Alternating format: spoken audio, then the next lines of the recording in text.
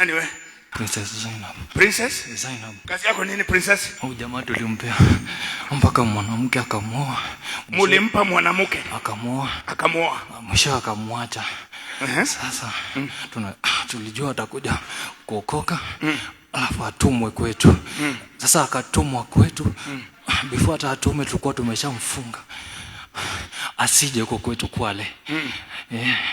Sasa alafu before aache mwanamke wake tukampea mwanamke wake nguo. Akampea, so hiyo nguo anaipenda, kila sehemu anapoenda lazima awe ameiva. Hata sasa yako nayo kwenye begi hiyo nguo. Alafu unajua alikuwa anataka tumuwe kule Manyani. Maana mlikuwa mnataka tumuwe kule Manyani. Unajua kutoka Mombasa ametembea kwa mguu. Manyani mlikuwa mumuwe na nini? Si wale ndovu wenye wako pale na fisi. Mpaka tukatuma agent wetu. Mulituma? Agent wetu pale. Afanye nini? Amuinterfere na speed, maana yake alikuwa anaenda haraka sana. Alikuwa anapeleka gari? Hapana, kwa mguu. Kwa mguu. Huyo agent alikuwa anapotea akijitokeza. Sasa huyo akawa mjanja, akaanza kuongea na ndimi. Sasa ule agent akakawa ana nguvu tena. Sasa huyu jamaa tukakuja kugundua ana nguvu, anaweza ongea na malaika. Ana nguvu. Mulijuaje? Ana nguvu, maana yake kule Manyani alikuwa akiongea na ndimi, anapata usaidizi. Princess, mumekamata wangapi? Sasa kama ule mwanamke wake alikuwa ni mtu wetu. Mtu wenu?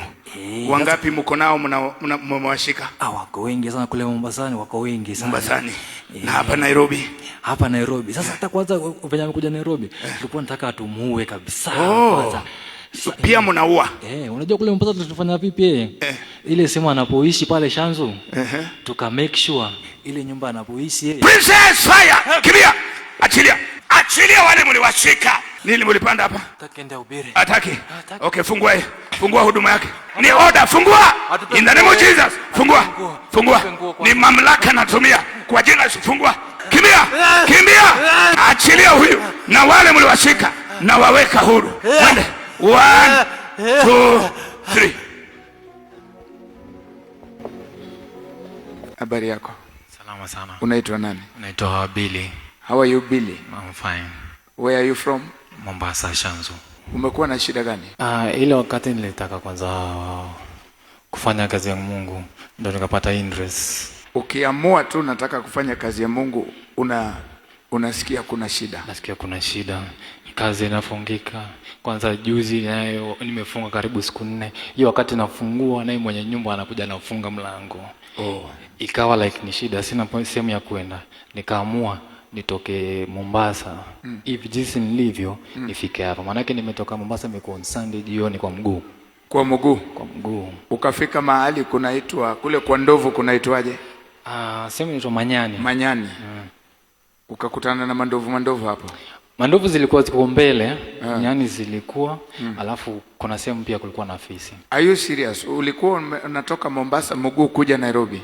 True story. Niko na Crocs ziko pale nimetembea ndo zile zimeisha. Viatu hata niko nazo ziko kwenye bagi, miguu yangu yenyewe imefura. Unajua sometimes unasikianga mambo.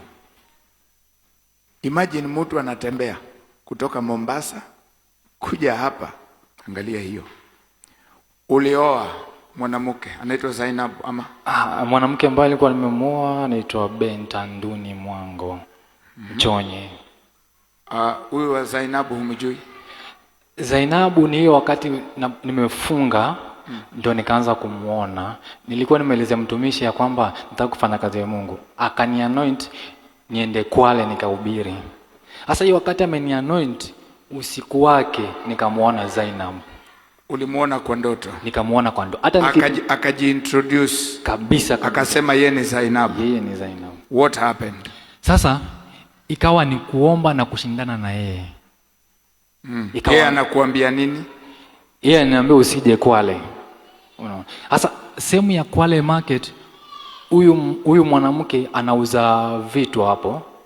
Alafu kwao kuna sijui ni babake ama nani alikuwa ni mgonjwa. So mimi nilikuwa nifanye kienda Kwale nikimpata yeye atanipeleka kwa babake nikomboe babake. Anakuambia hivyo kwa ndoto? Kwa ndoto. Ulipoamuka? Nilipoamuka nikapata niko tu vile nguvu yenyewe hata sina. Kwanza nakumbuka kuna wakati nilijaribu kuomba inakataa kabisa. Ikakataa Kabisa. Lakini cha kushangaza, njiani nilikuwa naomba, naimba, nasema tu Mungu nipe tu protection, that's all I want. Na ndio hivyo nikatembea mpaka ukafika hapa. Uko na huduma ndio, lakini kuna mahali wanataka wakupinge usiingie. Ndio. Na ukitaka vizuri, ukitaka ministry, sometimes ni vizuri kuangalia ile cover ambayo unakaa chini yake. Maana kuna vita vingine vya ministry uyawezi, unataka cover ya kiroho. Sasa hiyo unasikiaje? Umejua kile kimefanyika hapa? Hata sijui chochote mimi. Hujui?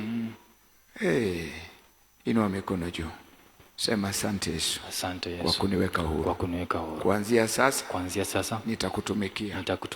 Na shetani umeshindwa. Kwa jina la Yesu. Father, I thank you. Pokea hiyo neema.